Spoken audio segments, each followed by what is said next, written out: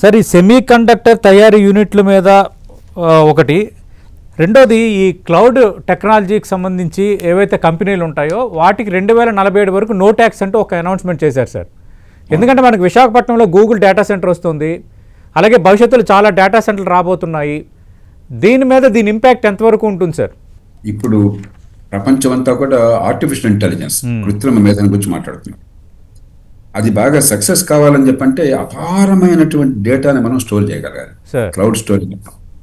అలాగే అపారమైన computing power కావాలి. మీరు ఒక క్వశ్చన్ అడిగారు, ChatGPT ఎవరినో, అది ప్రపంచంలో ఆ రంగంలో ఉన్న సాహిత్యం మొత్తాన్ని క్షణాల్లో మొత్తం ఆకలింపు చేసుకుని దాన్ని అంతా మదించి దాని సారాంశాన్ని మీ ముందు పెడుతుంది.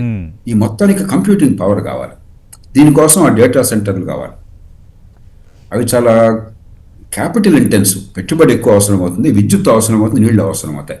మనకి పెద్దగా ఉపాధి కలగదు, కానీ అది ఉంటే దాని చుట్టూ కంప్యూటరీకరణ, ఆధునికీకరణ జరుగుతుంది. ఓకే, పెరగబోయే పెట్టుబడి దానిలో వస్తున్నాయి. కాబట్టి మన వనరులు ఎక్కువ పోకుండా పన్నులు అయితే పెద్ద ఇబ్బంది కాదు, ఎందుకంటే వాడు ఉత్పత్తి చేసి లాభాలు ఆర్జిస్తే కదా పన్నులు వచ్చేది. అవును, అది లేకపోతే పన్నులు రావు కదా.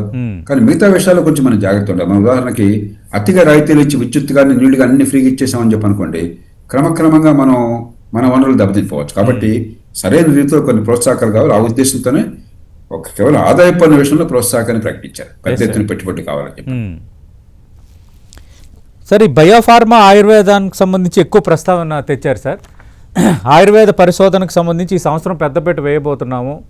అలాగే వివిధ కేంద్రాలు, పరిశోధన కేంద్రాలు, అలాగే భారీ స్థాయిలో అంటే ఇప్పటివరకు ఈ మల్టీ స్పెషాలిటీ స్థాయిలో ఉన్న భారీ అంటే ఎయిమ్స్ తరహాలోనే ఆయుర్వేదం ఆసుపత్రులు కూడా తేవాలన్నది యోచిస్తున్నామని చెప్పారు సార్. దీని ఇంపాక్ట్ ఎలా ఉండొచ్చు, దీని వెనక ఆలోచన ఏమై ఉండొచ్చు సార్? ఆరోగ్య రంగంలో 2 అంశాలు ఉన్నాయి. ఒకటి, మీరు చెప్పినట్టుగా మన ప్రాచీన సంస్కృతి నుంచి వచ్చిన వైద్యం, సాంప్రదాయ వైద్యం.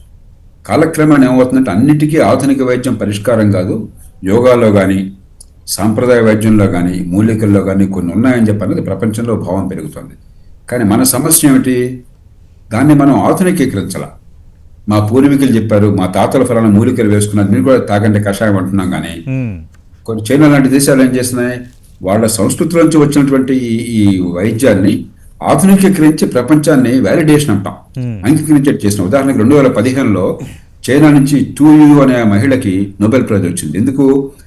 చైనాలో సంప్రదాయ వైద్యం నుంచి కొన్ని మూలికల్ని సేకరించి 8 ఏళ్ల పాటు విపరీతమైన పరిశోధనలు చేసి ఆవిడ బృందమును మలేరియాకు కొత్త మందులు కనుక్కున్నారు, ఆర్టిమిసిన్ అని చెప్పారు. ఇక్కడ ప్రపంచమంతా కూడా మలేరియాకి ఆర్టిమిసిన్ చాలా కీలకమైన మందు, దానికి నోబెల్ ప్రైజ్ వచ్చింది.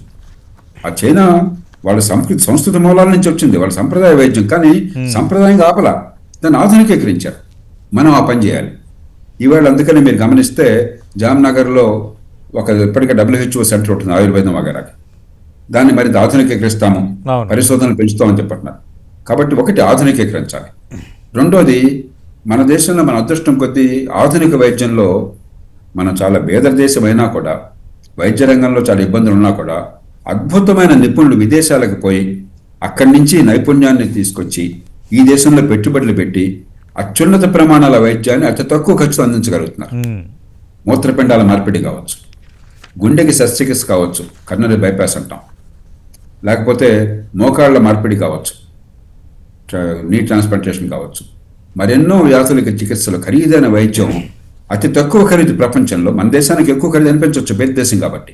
ప్రపంచంతో పాటు తక్కువ ఖరీదు మంచి ప్రమాణాలు అందించగలుగుతున్నాం. అలాంటప్పుడు మన దేశంలో ఉన్న వాళ్ళకే కాకుండా మీరు చూస్తే ఇటీవల కాలంలో విదేశీ పెట్టుబడులు నంబర్ 1 ఉన్న దేశం ఆరోగ్య రంగంలో భారతదేశం. హైదరాబాద్లో చాలా ఆసుపత్రులు విదేశీ పెట్టుబడులు అయితే విదేశీస్తులు కొన్నారు లేదా పెట్టుబడులు పెడుతున్నారు. ఎందుకు కొంటున్నారు? తక్కువ ఖరీదుతో వస్తుంది మంచి ప్రమాణాల వైద్యం, వ్యాపారం బాగా చేసుకోవచ్చు. చేసుకోనివ్వండి, మన మీద వ్యాపారం కాకుండా విదేశాల నుంచి వచ్చే వాళ్ళని ఆకర్షించగలిగాం అనుకోండి. ఇప్పుడు మధ్యప్రాచ్య దేశాలు, మిడిల్ ఈస్ట్ దేశాలు కావచ్చు, బేద దేశాలు కావచ్చు, east Asia, south east Asia, ఆగ్నేషియా దేశాలు కావచ్చు, ఆ మాటకు వస్తే అమెరికా, బ్రిటన్ లాంటి దేశాలు కావచ్చు, వాళ్ళు మనంత చౌకగా అందించలేరు మంచి ప్రమాణాలతో. వాళ్ళని ఆకర్షించగలిగాం అనుకోండి, దానికి కావాల్సింది ఏంటి? వాళ్ళకి నమ్మకం కలగాలి, మంచి ప్రమాణాలు, ప్రోటోకాల్స్ కావాలి, పారిశుధ్యం బాగుండాలి, నర్సింగ్ బాగుండాలి. వైద్యులు బాగున్నా, ఆపరేషన్లు బాగా చేసినా కూడా మిగతా సరిగ్గా లేవనుకోండి, జీవన ప్రమాణాలు కానీ, పారిశుధ్యం కానీ కొన్ని సెంటర్స్ని కేటాయిస్తున్నారు ఆయుర్వేదం కోసం, ఈ వెల్నెస్ లైఫ్ స్టైల్ కోసం అని చెప్పని, అలాగే ఆధునిక వైద్యం కోసం చెప్పని మెడికల్ టూరిజం అని చెప్పన్నారు. అలాగే సంప్రదాయ వైద్యాన్ని ఆధునికీకరించి పెద్దపేట వేయడం కోసం చెప్పిన మంచి ఉద్దేశం సమర్థంగా అమలు చేస్తే ఖచ్చితంగా దేశానికి మంచి ప్రయోజనాలు ఇస్తుంది. సార్